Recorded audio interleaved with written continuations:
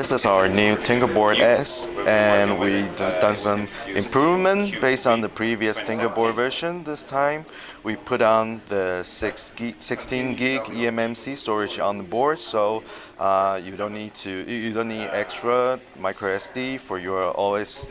And also, on this version, the HDMI port can support CEC function.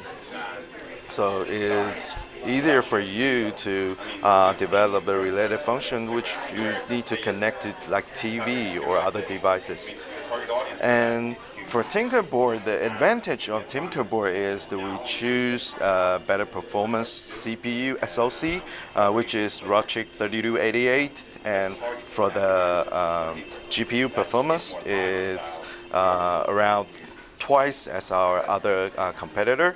So here we demo this time is the first one is the real-time image recognition.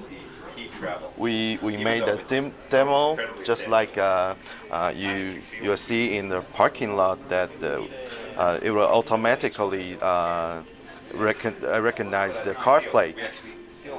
And this function would need more GPU power, so it's very nice that the Tinker Board S provides the sufficient GPU power.